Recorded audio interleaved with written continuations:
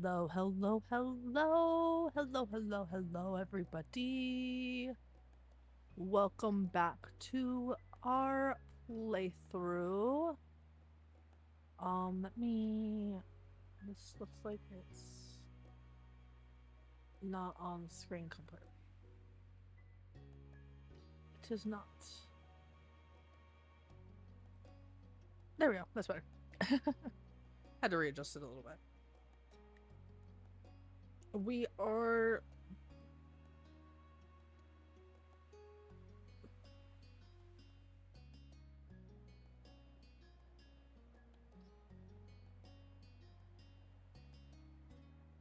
We are back with our life. We are going to continue from where we stopped earlier. Um, yeah, we had just started the game. We designed our character after yours truly, me, Eel, right here, and aka Rosa, and we had just gone to go home after finding Cove. So we will continue where we stopped before.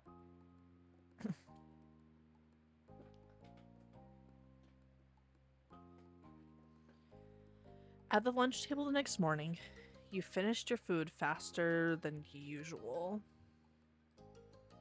Your sister, Lizzie, had run out earlier to go play, but you'd stay put. Today, just like your moms had promised, Cove was coming over to hang out. Excited to see your new friend, Rosa? Yeah, I am. How sweet. Oh, no, you're sweet. Anyway. How sweet. I'm so happy he moved in. Okay. With that said, are you done with your breakfast? I said that I was gonna play the overly optimistic type, so. I don't know. Am I? I like that. You gestured down to the empty dish in front of you, raising your eyebrows dramatically. Okay. Okay, we see. Good job. He should be here soon. Uh, Cleanup began, and then on cue, there was a knock. It was hesitant, like the person wasn't sure they were in the right place. Still loud, though. We need to get a more obvious doorbell. I know, I know. Rosa, could you get it? Wiggling out of your chair without really pushing it back, you made your way to the door.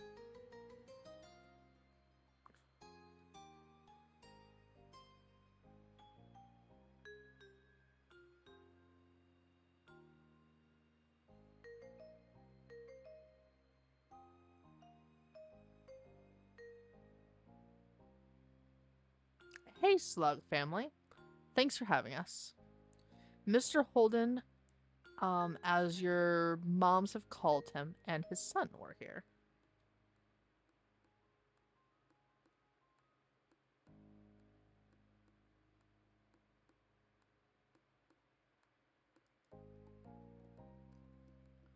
Cove looks different in the bright lighting of your living room, and when he wasn't crying. With his dad standing in front of him, and mom and mommy behind you, you and Cove looked at each other. Pleased to see your new friend again, you smiled at Cove. He smiled back with some hesitation. You twisted the threaded bracelet on your wrists. Ooh. Threaded bracelet, crystal bead bracelet, flower bead bracelet, or shell bracelet? Oh, threaded bracelets are really cute. The type where you kind of braid them together to make a full bracelet bit. I like those a lot. We could go with that option. I also like the idea of doing the crystal bead bracelet.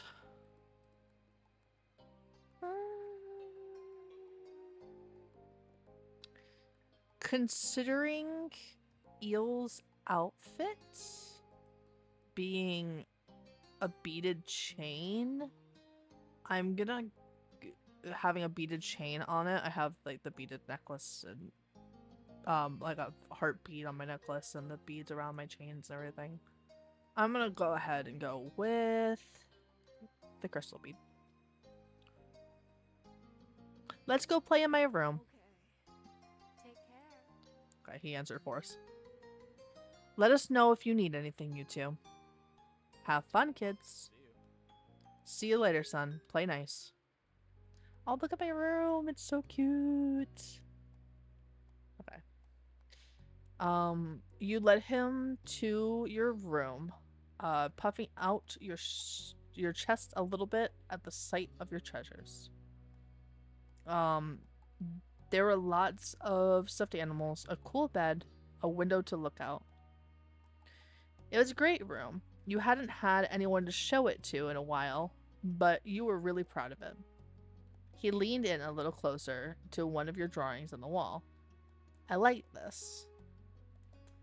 Me too. I drew that. Thank you. I don't. That's the normal artist response right there. I don't. We're just gonna give a thank you.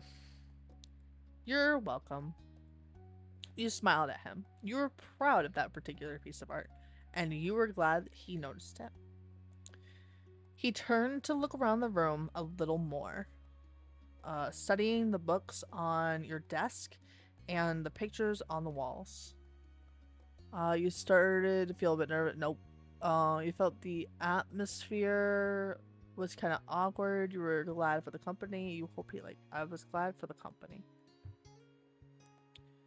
It was nice to have someone new to play with. Then his eyes landed on a tiny box of beach things you'd collected, tucked away by your door. He took a step toward it before hesitating and pointing at it instead. What's that?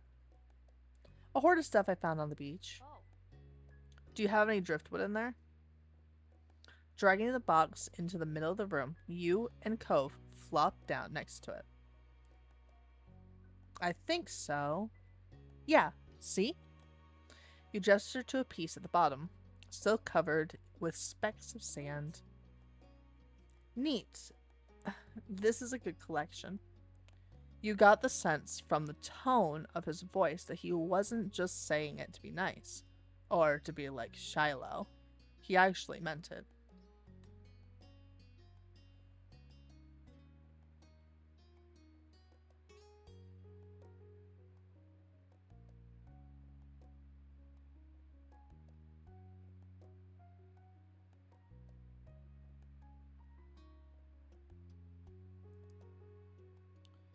Oh, right.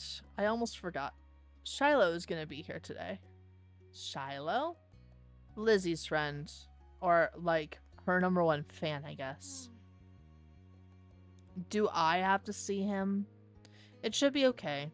I mean, he's Lizzie's friend, not mine. So, but, you know.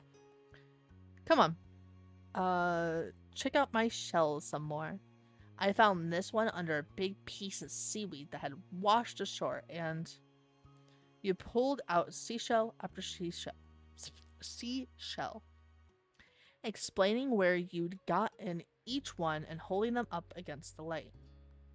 There were big ones, small ones, pink ones, purple ones. Oh, it doesn't say ones that pink, purple, and orange. Give me just a second.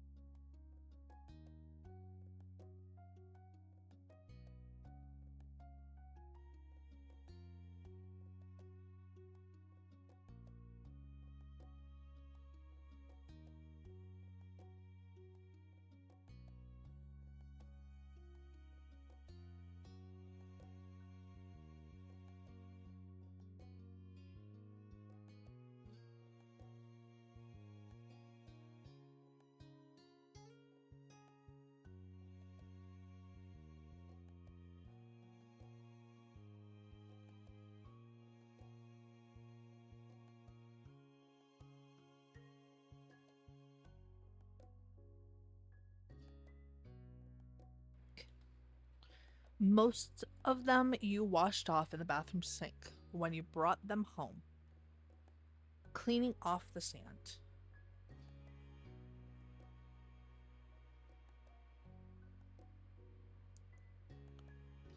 Over the past few years, you'd even learn some of their scientific names. The collection was so huge and varied that you had lots of funny stories to tell for all of them. Your voice faltered a bit, but you kept going as best as you could. We'll do the funny stories one. Apparently fascinated, either by the stories or by the shells themselves, Cove listened with what looked like the full force of his attention. Like when you already got pinched by a hermit crab while searching for shells, and after watching him scuttle back into the ocean, you found another empty shell that was almost a twin to his home.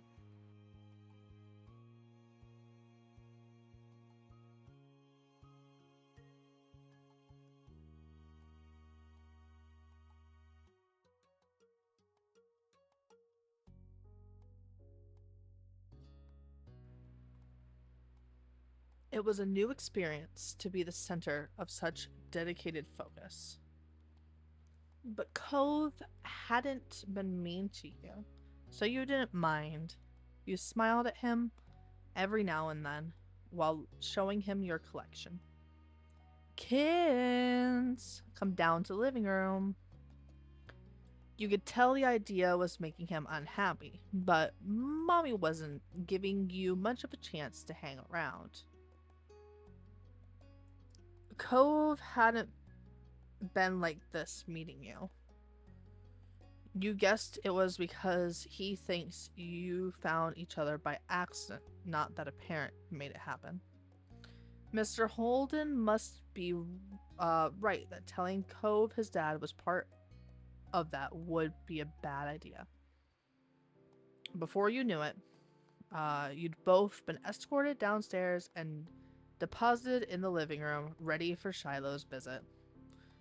The two of you sat side by side on the floor of your home's entryway.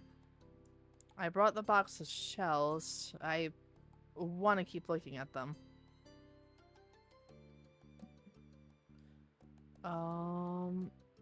Okay, but be careful. I will.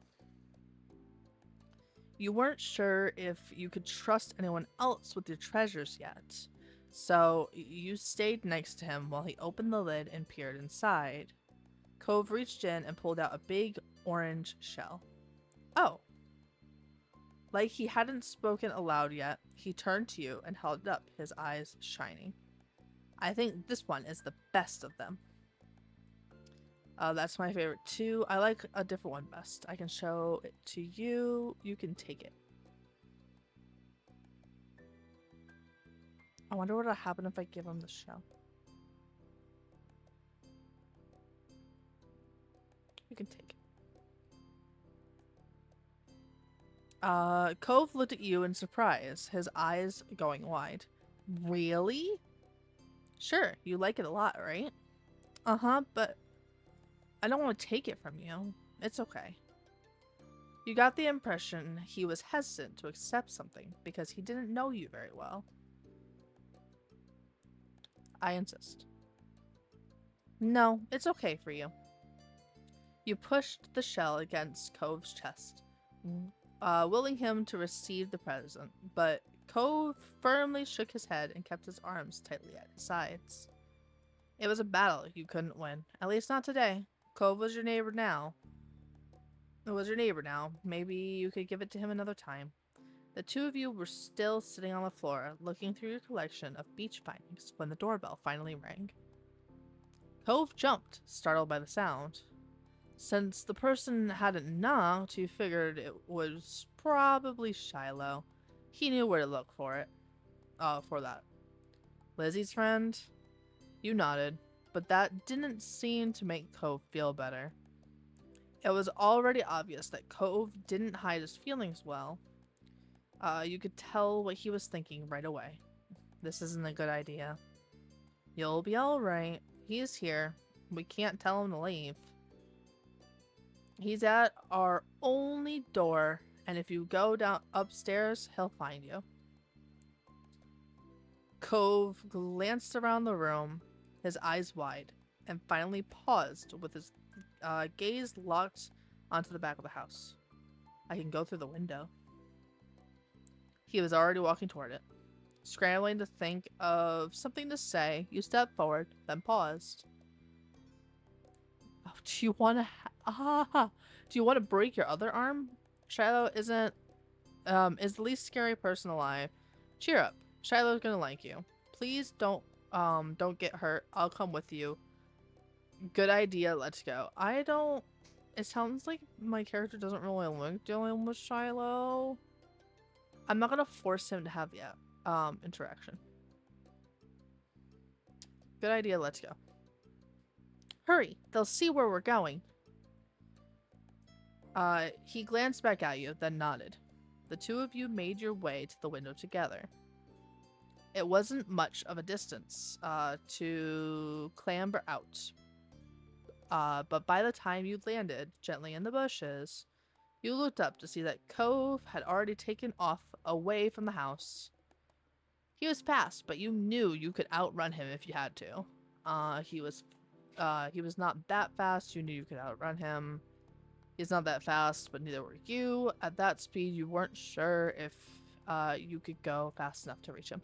We're going to be super fast, but not too fast. Cove! You ran as fast as your legs could take you, grass whipping around your ankles as you did so. Cautiously, Cove slowed to a halt and looked back at you. Where are you going? I don't know. Somewhere else. I just don't want to see Rosa. You looked back and saw Shiloh huffing down the hill after you. The backpack he clutched bounced all around along the way. Where are you what are you doing? Can I come? He must have seen you leaving out the window and followed behind. Oh. Oh, hi. Are you Cove? Yeah. I'm Shiloh. Okay. Yep. Are we going back, or are we gonna play outside? Shiloh's eyes moved between you and Cove. The smile remained strong on his face. You got a tiny frown from Cove in response. You were just grateful he hadn't asked why you had been running away. Inside, we left the box on the floor. Right, my shells and stuff. We have to make sure they're okay. Shiloh answered for us. With Shiloh trailing behind, you and Cove headed back toward the house. The plan for the afternoon, at least as far as you were concerned, was to sit and look at the beach thing some more. You weren't really in the mood to do much of anything else, especially if Cove was having fun. Hey, check out this scallop shell I found. Cool, right? It's a pretty color, kind of like my cast. The beautiful, glittering pink did look a little bit like the wrap around his arm. Pink is a nice color. Okay. Oh? Is it your favorite?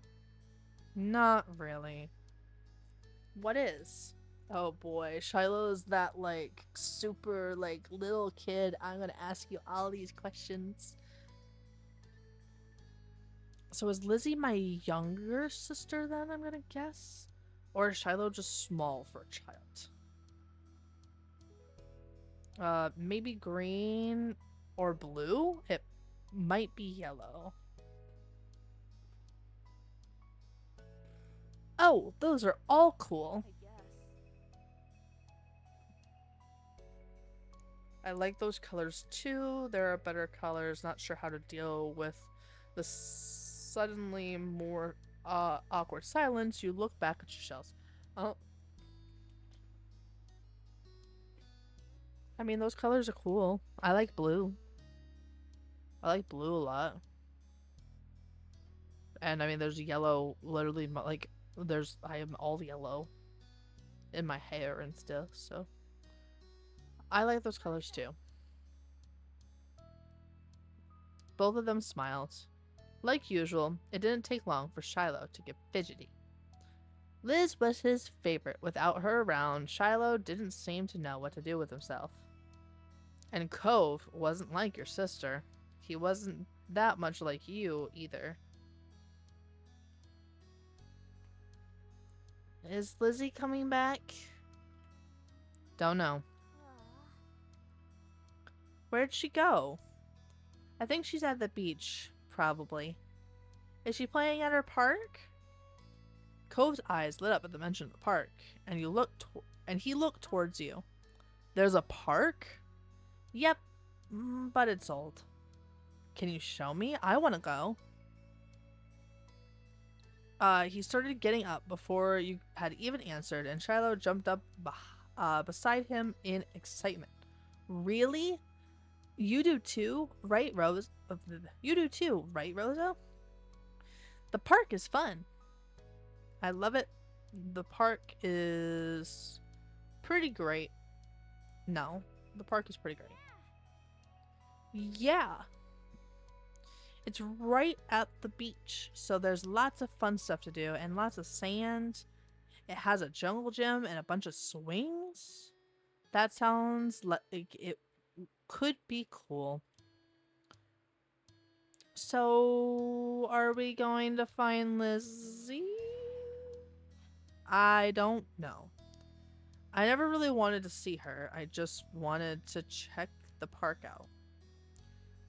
Adrift without any direction, Shiloh finally turns to you.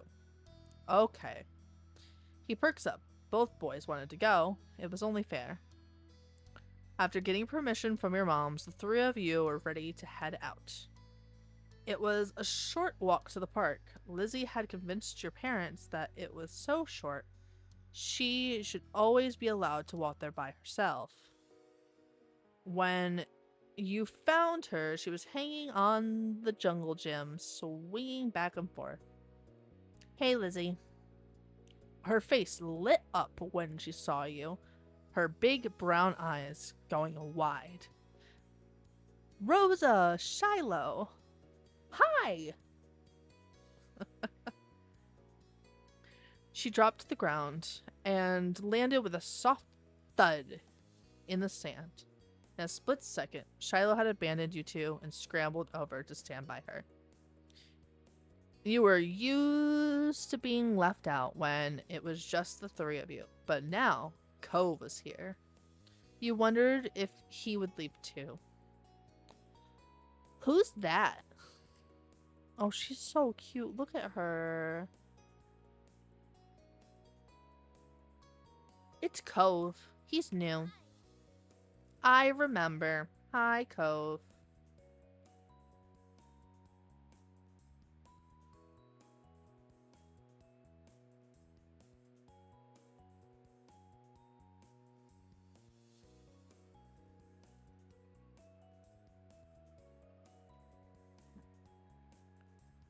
Oh. Welcome to my park. Nobody ever comes to play here, so this is where we get together. She gestures wildly with her arms as if to present the area to the newcomer. Without interrupting Lizzie's speech, Cove whispered in your ear, quiet enough that the others wouldn't overhear. I thought kids couldn't own places like parks or hills. You couldn't help but laugh a little bit. While Lizzie continued talking, you took the chance to kick off your shoes and wriggle your toes to the warm sand. Nice, huh? In this neighborhood, I'm the one who comes up with the ideas. You are? Uh-huh. Yeah, I am. Who else could handle the job? Lizzie is the oldest by a lot. My mom say you're Rosa's age. Yeah. Well, he answered for us. Um, we're 8, so if she is older than us, I want to guess that she's probably like 10 at max. I would say probably 10. I don't think she's a teenager. Thought so. I'm still the only one in the group with double digit. She's probably 10. What about other kids? Other kids? There aren't any. We're the only kids here, and Shiloh is just visiting from another place. Not even tourists really bring their kids here. This is the land of ancients. Be careful that the oldies don't try to steal your youth. Oh. For a second, it looked like he might cry again. But something in his eyes shifted, and he looked back at Lizzie. What kind of old people? Like moms and dads or grandparents? Grandparents don't have kids. They hate kids. Why? We haven't done anything. Only some of them don't like kids. Stop saying stuff like that. You're gonna upset him. Yeah, they're really bad. Stop saying stuff like that. You're gonna upset him. You interjected quickly, hoping Cove wouldn't start crying again. He sniffled, his forehead creasing with worry. Lizzie was staring Cove down, but Cove wasn't even looking at her anymore. He didn't seem to care that she was there. He went into his own head. Shiloh was the next one to speak, completely unaware of the situation. I met Lizzie and Rosa in school. You'll see tons of kids there when summer is over. I don't want to go to a new school. I don't want summer to end.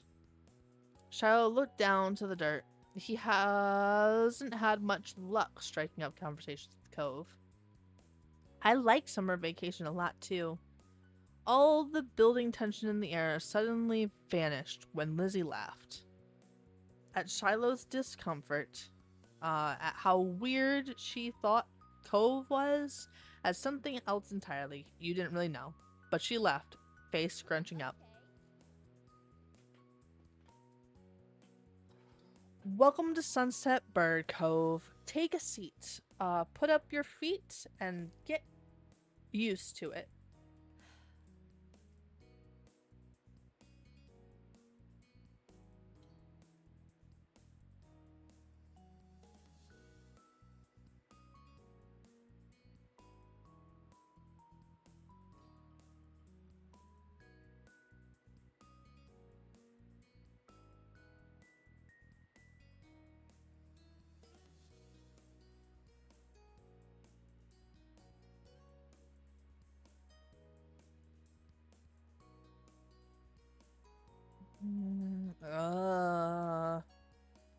You offered him a small smile, and that, at least, looked to reassure him some. For the rest of the summer, Cove was always there. You saw him more often than Shiloh, and on some days, when she was in a bad mood or busy, you even saw him more than Lizzie. He became a staple of your everyday life, the way sun and lunch and the beach were. During your first summer together, you really liked Cove. He was a fun person to play with, and he seemed to like playing with you too. Of course, that was only the start of things. Ooh. Okay, I want to go through all of the moments. That's cool that we can see which ones are a part of the DLC. I want to save real quick just in case like me selecting one of these messes everything up. Okay. There we go. Okay. Which one? do I want to go with first? Do I want to go shopping, grown up, long day, sand castle, or fireflies? Okay, so library, ghost, barbecue, runaway, and sleepover are the 5 that we don't get to do. And then summer ended. Okay, so I think...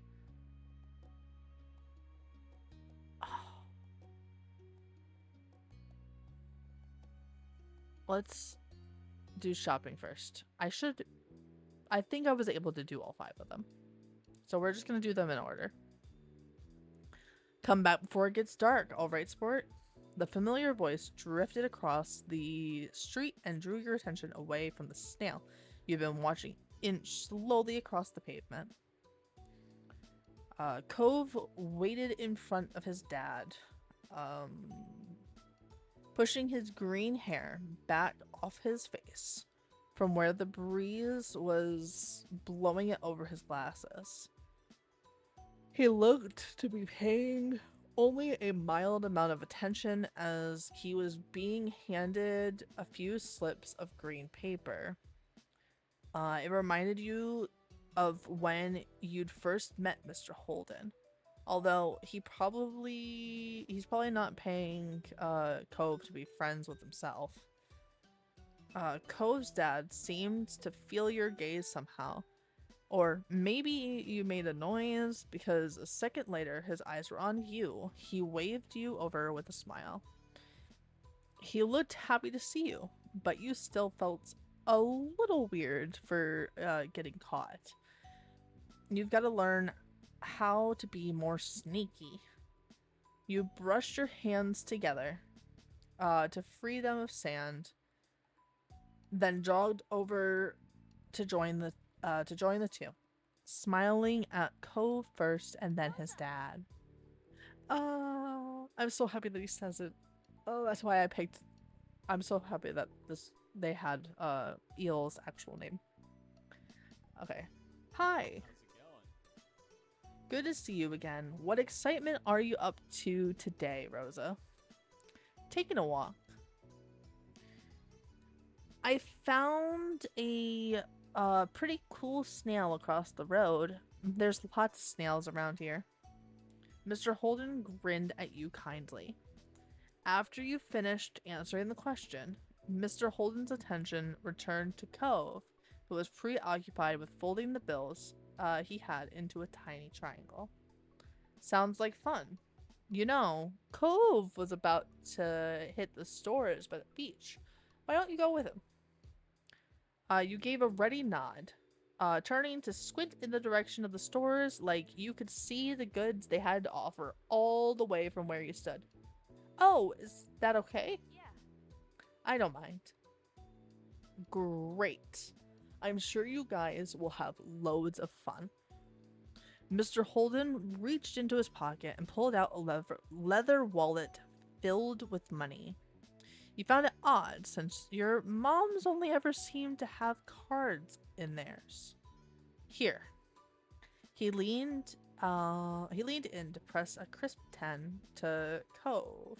To pass a crisp 10 to Cove. Giving him a wink and a whisper. Get something for your friend, too. Sure. That's my boy. Cove's dad rustled his son's hair as he was straightening back up, the bill in his hand still held out towards the green-haired boy. Take care. Cove accepted the bill after a second and slipped it into his pocket. Then, with one last nod to his dad, he turned and started walking. You followed after him, intrigued at the possibilities this outing might bring. Cove strayed towards the gentle tide creeping up the sand, and you fell into place beside him. It was a nice day.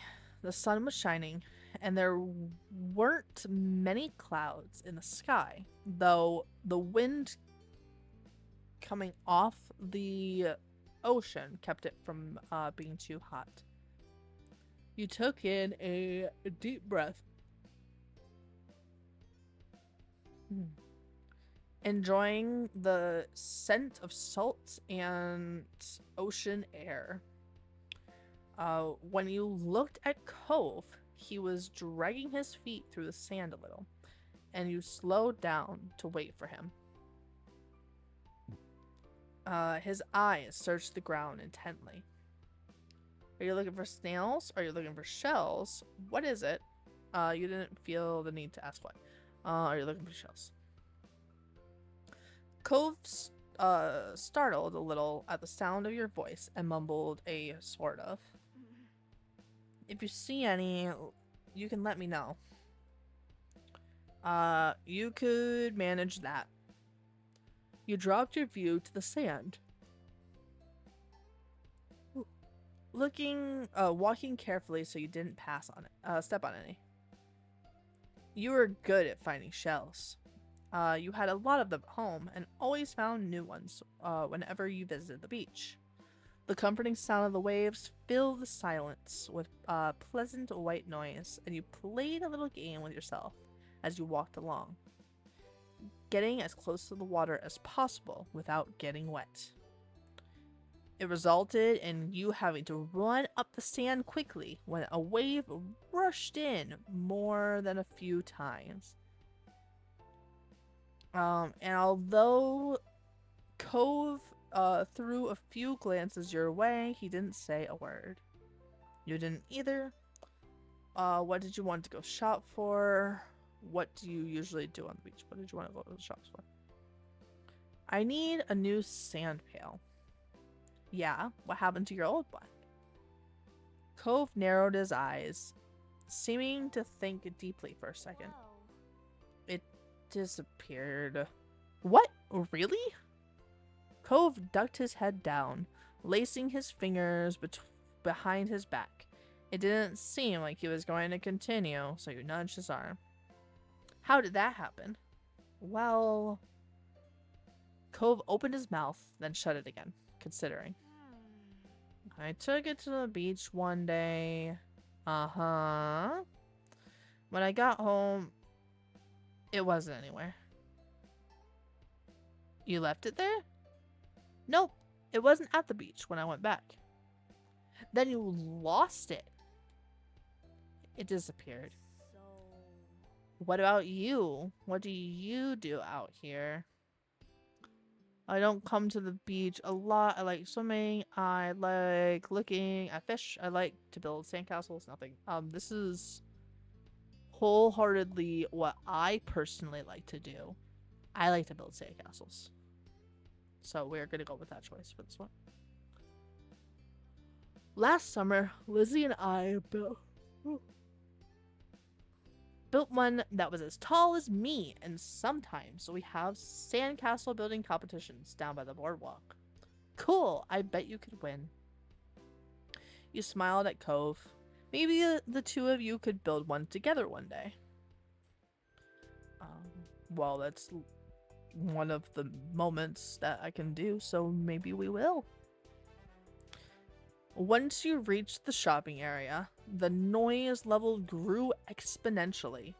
No longer just waves and footsteps, but the chattering of people enjoying the lovely summer day, the call of birds trying to find bits of food left behind, and lots of salespeople trying to get attention. You sniffed the air as you walked beside Cove. You could still smell the ocean, but there are other scents now too. Pizza, pretzels, hot donuts. It was nice. It was not very nice. It was alright. I mean, the smells are probably amazing, so it was nice. The energies surrounding the area seemed to fill you. And there was a bounce in your step as you began looking at all the familiar sights. There were so many things to do, you didn't know where to begin. You looked at Cove, hoping he was just as excited as you were. Cove was glancing from one side of the street to the other, with a look in his aquamarine eyes that you couldn't quite work out. What's that? Cove pointed to a large crowd of people gathered near a few tables with large, colorful umbrellas blooming from their middles. You couldn't see past the adults who were blocking the way, but you knew there was something worth seeing. Without another word, the two of you hurried over to see what all the commotion was about. Feast your eyes on the amazing Alexander. In the middle of the crowd was a man with a tall hat and a funny green coat that had 3 long tails. There was a little table next to him with a cloth hanging over it that read the amazing Alexander in glittery golden script.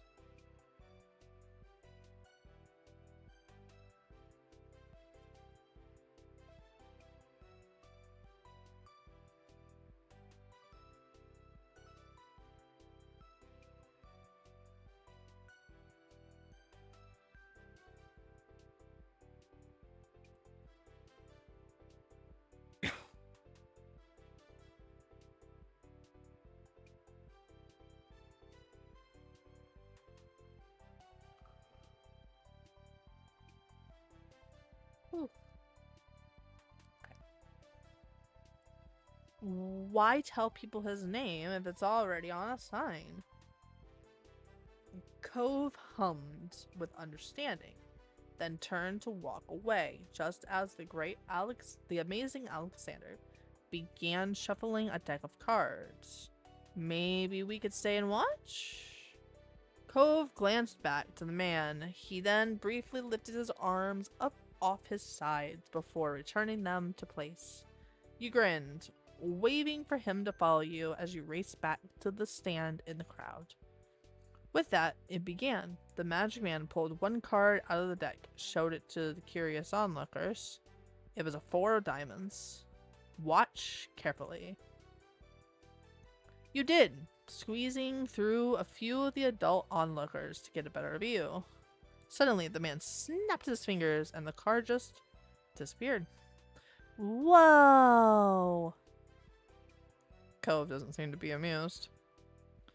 The amazing Alexander, who had earned his title, turned his head and looked directly at you. He reached out with a kind smile. What's this behind your ear? Nothing. Tell me. You back away.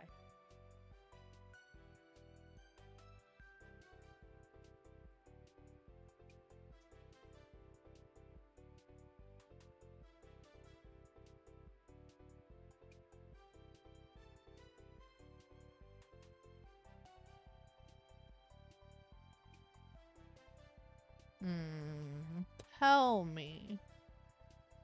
This had to be going somewhere, and you needed to find out.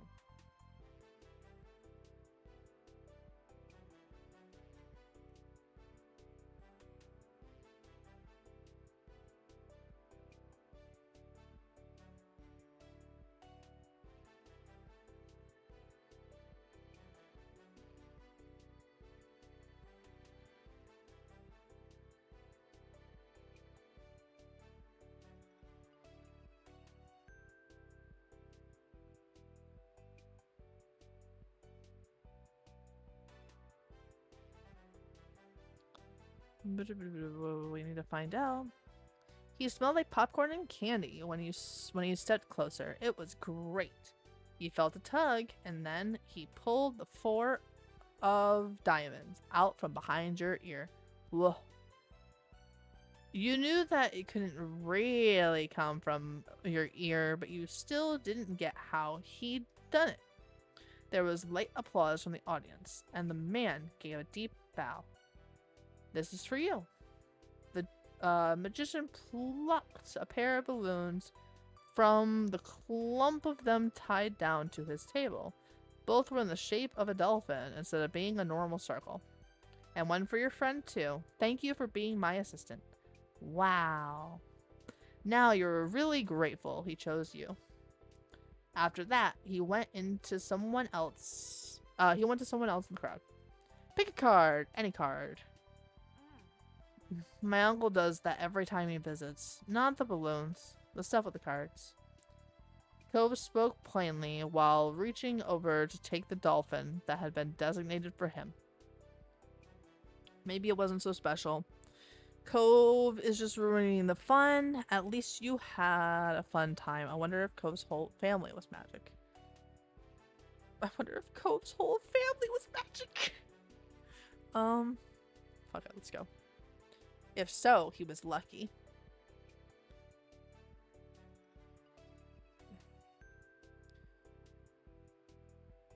The crowd started to clear some, and you noticed to the side there was a whole rack of brightly colored kaleidoscopes on display. You pick up a kaleidoscope, pick up a Rubik's Cube, a magic 8-ball, or walk past the toys. Kaleidoscopes are cool. Kaleidoscopes are cool. I don't need the magic. I don't think I need the magic 8-ball. I'm gonna pick up the kaleidoscope. Ooh, these are cool. You shifted your balloon string to your other hand so you could bring the mysterious tunnel to your eye. The whole palette of colors appeared right in front of you, spitting into all kinds of different shapes as you twisted the end of the tube. Cove picked one up and looked through, twisting the tube at the end. After a second, he set it back on the rack, moving to the other side of the stall. He went under the awning, careful of his own floating dolphin, and you joined him. Did you have places like this in your old town? Are you having fun? I don't really like it here. Say nothing. Did you have places like...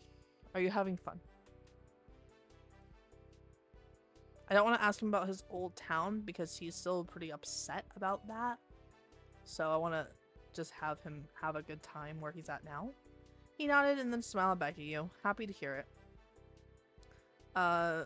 When Cove moved towards some of the stalls nearby, you followed behind him. Oh! While Cove looked at sand pails, you were drawn to a table with colorful keychains laid out on it. They were sewn in the shape of sea creatures, and there was a plaque that read handmade, standing proudly in front. There are a lot of different types. You saw a dolphin, a shark, a crab, a turtle. Don't make me pick! If they are look like these right here, I'd probably go for the crab. Nobody ever really makes crabs. I like the crab. Picked up the crab. Your hand stopped on the crab, claws raised, and a tiny smile on his face. It had big eyes and little legs, and the fabric was smooth when you picked it up. You had seen a few crabs at the beach before, though they usually scuttled away before you got the chance to look at them closely. You liked the idea of having a crab all of your own, even if it was just a soft animal. You were instantly enamored. Checking the price, though, your heart fell. $6. You didn't know much about money, but you thought that was a lot to spend on one thing. You rarely had more than a $5 bill to your name. Is that what you want? Huh? Oh, it's $6. I didn't bring any money. It's fine. Really? Are you sure? Hooray! You don't have to. I don't want you to get it for me. Are you sure? Cove took the keychain from your hands, and that was that. He was holding a small yellow bucket for himself, too. I was always going to get you something. I already got the money for it. You smiled, pleased to have things work out. It was nice of Cove's dad to let Cove buy something for you, too. You had to remember to thank him next time you saw him. After Cove paid, the two of you stepped out of the store side by side. Your balloon dolphins knocking together and swirling around in the air. You watched Cove hold up his new pail to his face, examining it thoroughly. Hey, Cove? Yeah. Your dad gives out money a lot, huh? I really like this keychain. Never mind. I don't want to ask about the giving out money thing because it's going to allude to the fact that he paid me to be his friend. I really like this keychain. Thank you. It's nice. Cove looked further down the street, where different food carts were lined up. He rested his non-cast arm over his stomach, and just as he did, yours let out a light growl. You hadn't eaten since breakfast, and after all of this wandering around, you were definitely ready for some lunch. Let's get some food. Yeah. You two wandered around a little while, looking at all the delicacies that were available. Everything looked delicious, and as the different smells, both sweet and salty, wafted over you, your stomach growled even louder. After passing up hot dogs, snow cones, ice cream, and pizza, you both agreed on pretzels. Pretzels are good. Yes, Cove! That's the best one! Cove got something sweet and cinnamony, and you. Ooh, chocolate pretzel. Oh, plain one with cheese, one with sprinkles. I've never had a one with sprinkles. Got one with chocolate, and I got this. Oh, I really like the cinnamon sugar ones, but I also do really like pretzels and chocolate. I think we're gonna go with the chocolate one. We're gonna go with the chocolate one. You licked your lips hungrily as the vendor handed your pretzel over, ready to take a big bite. It had tiny marshmallows on it and was dipped in chocolate, just how you liked it. That sounds really good, actually. Your moms didn't like you to eat too much sugar, but this was a special occasion. You found an empty table close enough to the beach that the grit of the sand made terrible noises when you dragged the chairs out to sit down. These balloons are gonna make it hard to eat. Cove placed his bucket on the table as he stared at his still balled up hand that was wrapped around the string. You opened your mouth to agree before an idea hit you. I know.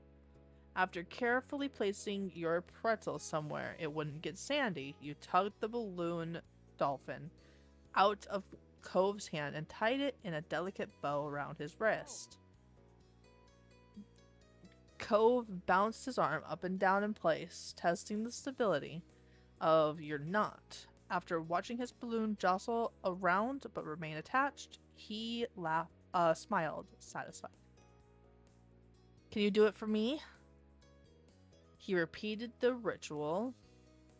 Cove struggled somewhat, with the cast restricting his fingers in one hand and the string already tangled around the other.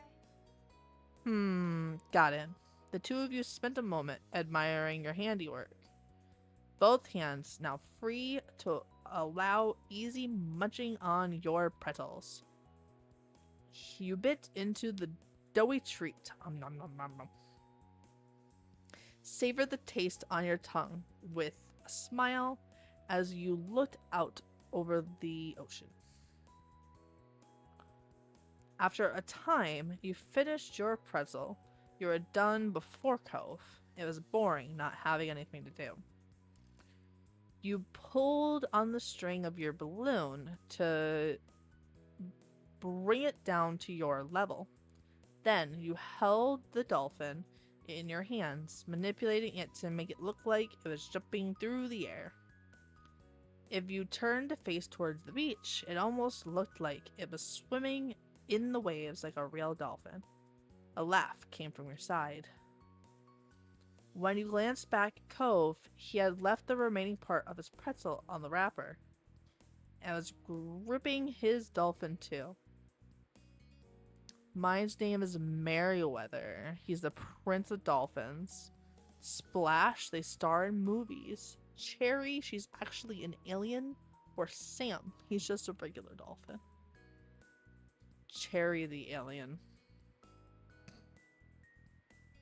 Cherry the alien dolphin. Let's go. When no one is looking, she transforms back into her true alien self. She has purple skin and 10 eyes. You sighed, wishing you could meet a real-life alien. What's yours? Cove considered this question, placing his balloon against the table and resting his free arm across it in contemplation. It's... With a loud pop, the dolphin exploded into ribbons. Oh no! For a second, all Cove did was gasp, was gape in shock, like you. Then his cheeks puffed up, squinting his eyes, and you saw tears start to glisten. Rosa,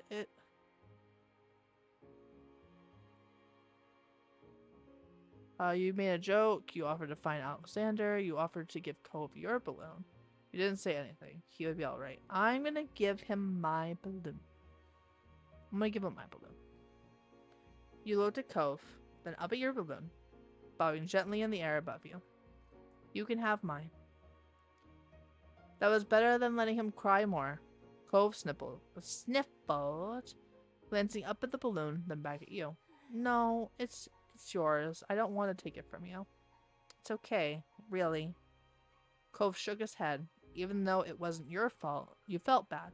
Still, the offer seemed to lift Cove's spirits, and that was good. The passing of Cove's balloon was the last major event of your adventure. In the end, the two of you headed back late that afternoon. You separated on the beach, and while Cove went straight home with his brand new sand pail in hand, you decided to sit for a while. You watched the waves and the sunset, fiddling with your new keychain. Another summer day was drawing to a close. It had been a good one, except for the sad final note. Okay, cool. We finished that one. I think we're probably going to do like 2 more, maybe?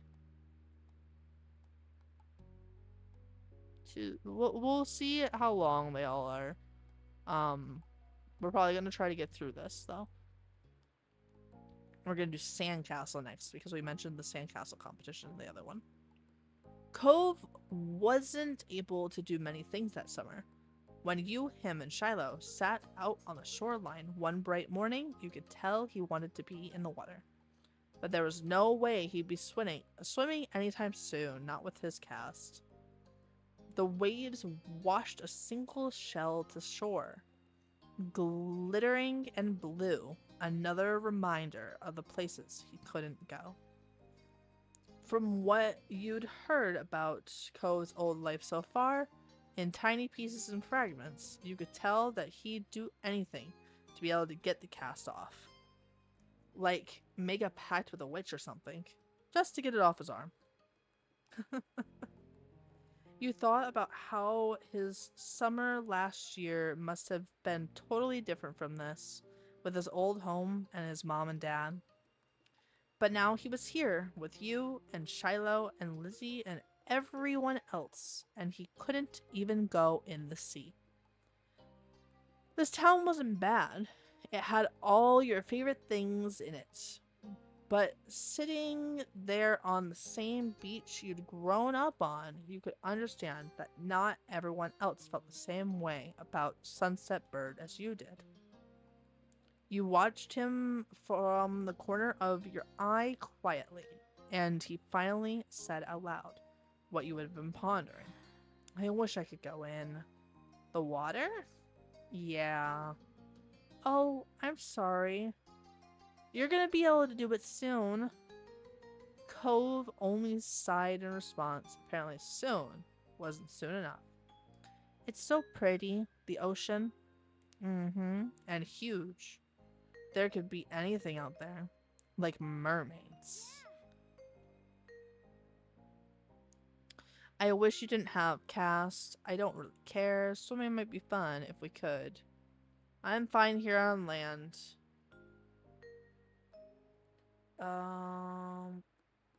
Mermaids are. I'm fine here on land. Alright. Obviously not interested in hearing much more of your input on the situation. Cove turned back to the water. But as he looked away, something about Shiloh's slow, carefree movement caught his eye. Hey, are you building a sandcastle? Sort of. I was only playing around while you were talking. I'm listening. Maybe I could too. It's if only I've only made big piles before. It's really nothing special. I'm sure you'd be good at it right away. Well, how do you do it then? Shiloh's cheeks lit up. You could tell he was a little bit uncomfortable to have Cove's expectant stare on him. I'll play too. I love making sand stuff. I've never made one before. I love making sand stuff. He put his hands back to his seashells and sand and nodded. I don't do a lot. Here's how I like to get a house started. Shiloh, focusing more intently than you'd ever seen him, guided Cove through his process. You happily used your own method. It didn't take long before for the three of you to have humble structures prepared. That's all kind of. You can do anything. That's all kind of. You can do anything now. Like make it bigger, add some seashells, carve a pretty pattern. I bet you'll have great ideas. I'm gonna make it bigger. Mine is going to be a real castle. Cool. This is going to be a house. Looking at the base of your sandcastle, you decided to make a house, a castle, a mansion. I'm gonna make something different than the two of them. I'm gonna make a mansion. Looking at the base of your sandcastle, you decided to design a mansion.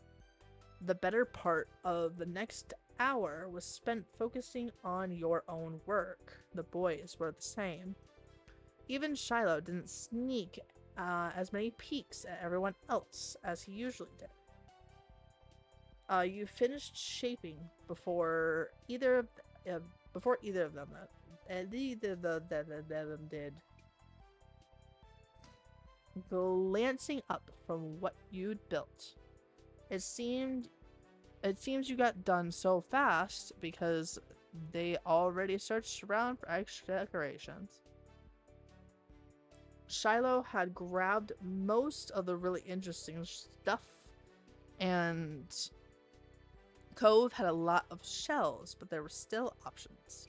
The first thing you reached for was a bottle cap, sea glass, or a blue seashell. I'm gonna go for the sea glass. It was the best fit for your mansion, you decided. It was see-through and sparkly. So you put it in a funny place where it'll take a second look to see it. Pleased with your result, you finally took a proper look around that wasn't focused on the sand itself. Both Cove and Shiloh seemed pretty immersed still.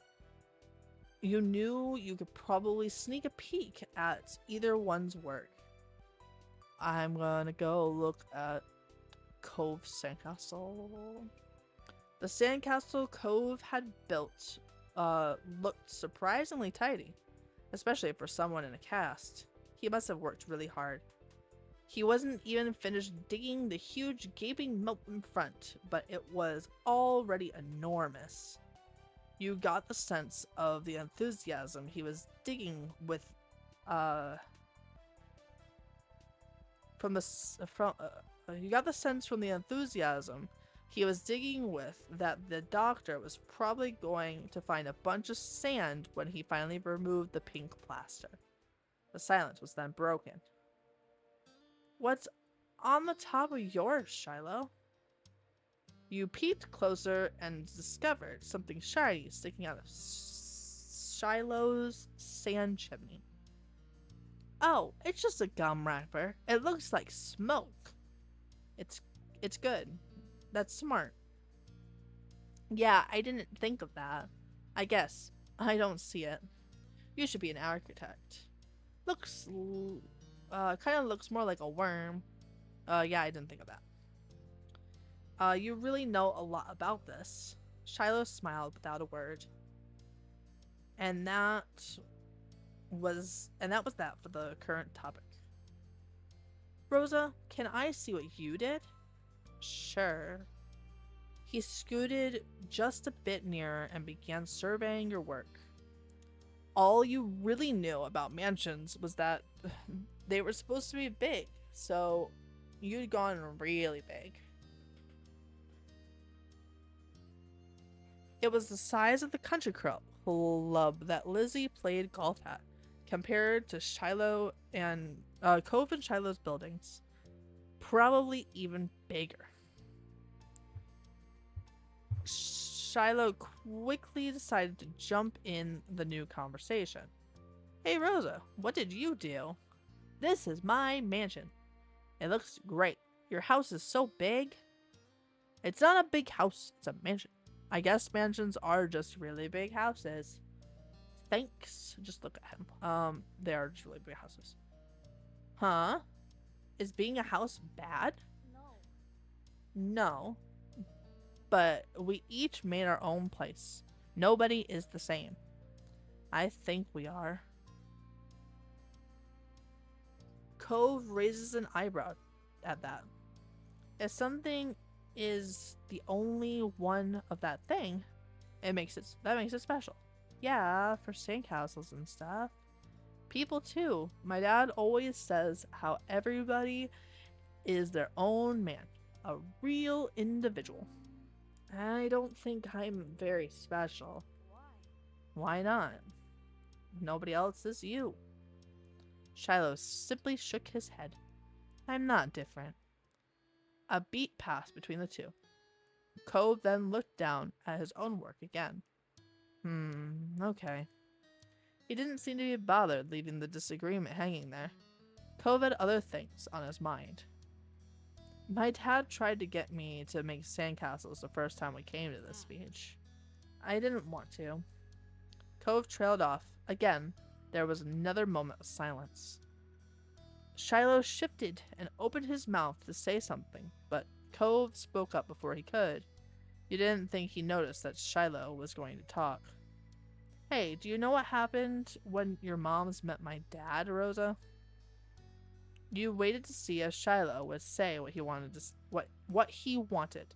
When he didn't, you considered Cove's question. I wasn't there. They didn't tell me. I just remember what happened when I met your dad. Mr. Holden had been a weird stranger then. Well, he was still kind of strange. No other parent acted like him, but you knew him better at this point. Now that you thought about it, it made a lot of sense that Cove's dad talked to him about people being unique. You were pulled from your thoughts when Cove continued. Oh, well, I was there. I don't think my mom has met your dad. Yeah, I'm pretty sure she hasn't. Rose's parents and my dad met the same day I met them. I'm gonna say what happened. Shiloh frowned to himself, ducking his head. His hat cast a shadow over his face. You could still tell he was upset about not being included in Cove's choice of topic. That was kind of boring for him, though giving people their own turn to say the things they want is important too. You stay silent. I think Shiloh wants to talk to you. I'm gonna bring Shiloh in this. But we were talking. Just not right now. I'm talking to you. He can listen. Shiloh's expression barely flickered at the words. He still looked put off. Shiloh continued like the interruption hadn't happened. He was determined to tell the tale. When we moved here, we didn't bring a lot of things with us, only some stuff that could fit in my dad's car. We didn't even get a moving truck. I sat in there while Dad brought it all inside. I didn't want to get out because I knew Dad would make me look around the new house, and I really didn't want to do that. His lips twisted into a frown as he recalled that. Then I saw your moms. They were in a car too and stopped at your house. I guess they were coming back from somewhere or something. My dad noticed. He waved his hand. Then he went over to the front of your house where he started talking to them. I don't know what they said. I couldn't hear it. But he couldn't see me anymore since he was looking the other way. So I opened the car door and left. I wanted to get away and went behind the houses. I found some hills there. The ones where we met for the first time. Cove nodded, then stared at you. You stared back. He didn't go on to say anything more. Aren't you going to finish your story? Cove's brow wrinkled, like he didn't understand why you were surprised. That's all that happened. Okay. Why didn't you want to tell this? Why did you want to tell the story if nothing happens? You gotta get better at telling stories. That was a pretty bad story. Thanks for telling me.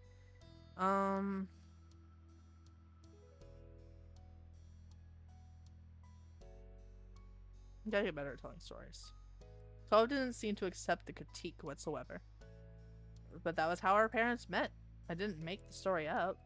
True stories can be good. That isn't the problem. Shiloh's mouth twisted into a scowl of disbelief, but he said nothing. Why'd you bring that up? Anyway.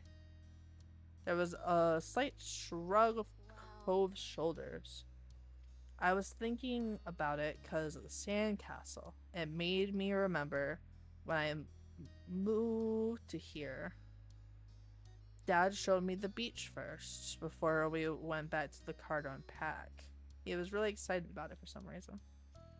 Cove's brows furrowed a little more as he quietly raked his hands to the sand. I get it. You thought Mr. Holden wasn't that excited about the beach, and was instead hoping Cove might be. But the line of conversation had come to its end. Even Cove was done with it. Some other topic had popped into his head. Shiloh fidgeted uncomfortably in the sand. Fidgeting uncomfortably in the sand had made Cove aware of his presence again. They looked at each other, and you could only wonder what this might be about. Hey, Shiloh. Yeah? Why are you always turning so red? Even when nothing is happening. Clearly startled, he jerked back. Neither you or Shiloh had expected that to be how he got included in the conversation again. I don't know, I guess. Okay, that's kind of weird. Shiloh's eyes were wide from embarrassment and his lips twitched. He was blushing even harder than before. Maybe it wasn't only this. Perhaps it was simply the last straw. But it was a big deal to Shiloh. A huge deal. He didn't just look sad. He seemed almost panicked. You weren't sure if he was about to cry or run away or what, but you soon got an answer. Why do you wear glasses? Most kids don't wear glasses, and nobody is named Cove. Oh, who asked you to come? It was probably just your dad bugging Rose's family some more because you don't have anyone else who will play with you. Cove blinked. The tension on the beach was suddenly uncomfortable in a way you didn't know how to laugh off. It didn't seem like the kind of thing he'd get upset about, though you hadn't ever known what kind of thing would bother Shiloh. I'm sorry. Me too, I was just wondering. Hey, let's build another sandcastle. Uh, you tried to play on your own. Are we gonna build more? You nervously mess with the sand. Hey, let's build another sandcastle. The day is gonna be over soon. Ah, Rosa, you're right. The sun is going down so fast. You all went back to making more sand buildings, but the mood had changed. Shiloh's cheeriness was completely gone, and Cove looked as confused as ever about why the other boy had blown up. The sky stayed the air stayed uncomfortable the rest of the afternoon, right up to the moment that Shiloh's mom appeared at the beach to take him home. At least you tried to do something to resolve it though, and it seemed like it helped. Even though Shiloh's smile when he said goodbye to Cove wavered, it stayed as bright as ever for you. That had to count for something. But with Shiloh gone and the sun going down, you knew it was time for you and Cove to head to your own houses. The two of you trailed out of the park together towards the neighborhood. The walk home was quiet. You passed by familiar landmarks, shoes thumping against the sidewalk in near perfect union. Cove was clearly caught up in thinking about something. You asked Cove what he's thinking. What is he thinking? Something was definitely up, and you chose to reach out to him and ask. Hey Cove, is everything okay? You're making a funny face. Oh, I was just wondering.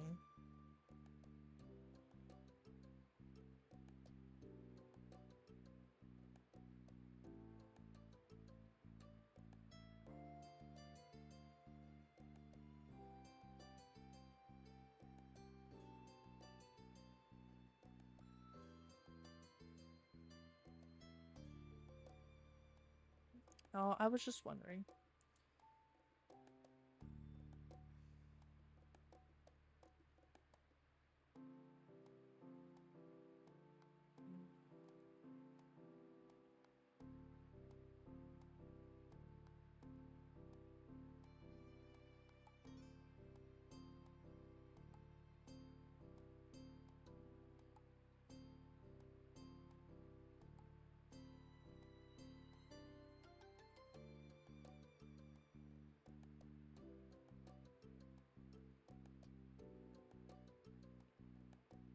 Okay.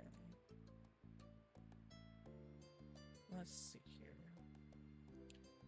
Cove felt silent again for a few more seconds, then sighed. Why'd Shiloh act like that when I said he was all red a lot? You're being rude to him, he's just being a baby, you shouldn't have made fun of him. I don't know, it's just Shiloh. He gets embarrassed. He gets embarrassed. Embarrassed, but I didn't say anything that bad. It might have upset him anyway. I guess. I can get it. Why he would do that. Sometimes I get really mad too. Despite seemingly coming to a conclusion, Cove's mood was still sour. Hey, Rosa, was Shiloh telling the truth? Huh? His gaze left yours as he dug the sole of a shoe into the ground. He looked oddly vulnerable for a second. Does my dad make you hang out with me?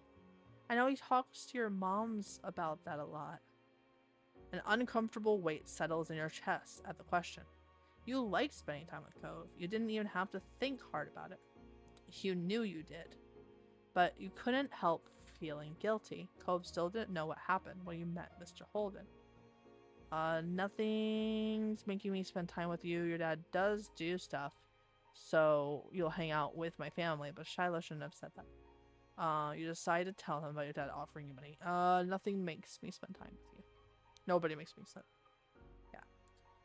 Cove's shoulders relaxed. You didn't even mention. You didn't even notice that he had tensed up. Yeah, that's what I thought too. Anyway, I didn't think you were pretending. I just wanted to make sure it was okay, is all. Thanks for telling me. Your throat tightened. It was hard to meet Cove's gaze. earnest gaze again. Keeping secrets is hard. You're welcome. By now, the two of you were on the sidewalk near your houses. It was time to part ways.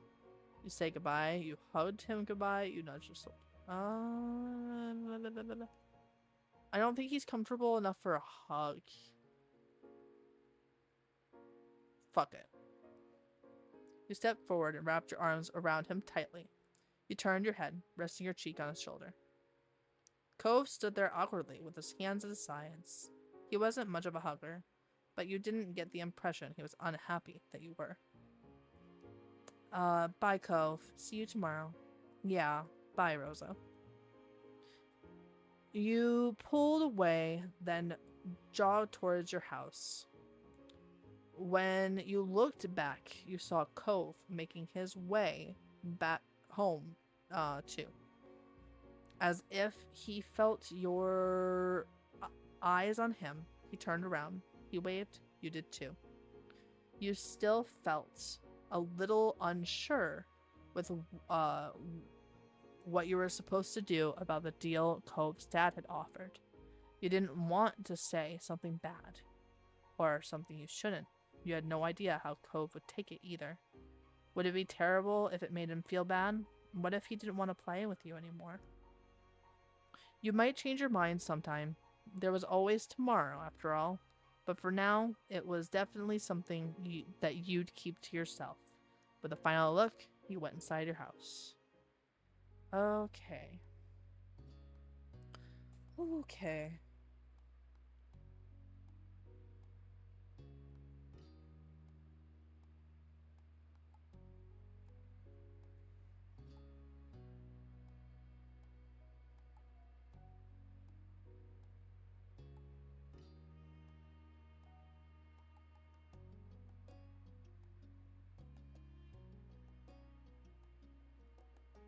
I think that might be where we end things. Let's save that here. I think that's gonna be where we end things. I've been speaking and reading the entire time, so my throat hurts just a little bit. I'm not used to reading out loud this much. We are gonna go ahead. We're gonna quit to the main screen. Oh, this might just make the game freeze on me. That's okay. We are going to go ahead and we are going to find somebody to raid real fast. Let's see who's live right now. Ooh, there aren't a lot of people that I normally raid live right now, but we'll see. Ooh. Let's see here. Oh, I don't know if I can raid you. I might raid Avital maybe?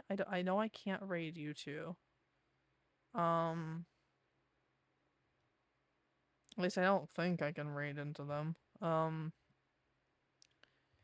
Let's see. We might.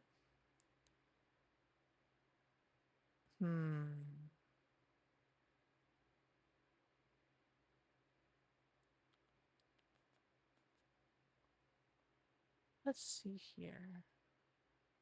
I haven't gone to Fetal Star in a little bit. Fetal Star might be fun. They're doing some packaging of some stuff. I could also see if I can. I don't know if I can raid Scylla. It'd be cool if I could. Scylla's playing Until Dawn. We're gonna try it. We're gonna try it. I don't think I can. But we're gonna try anyway. It's gonna let me? Ooh, yay! Okay, yeah, we're gonna go see Scylla. I haven't played Until Dawn and watched anybody play Until Dawn in forever. So this is perfect for the spooky months. So we're gonna go ahead and go rate them. I hope everybody had fun today. and we will continue playing the game and or doing art stream sometime next week. I hope y'all had fun, and I will see you next time. Goodbye.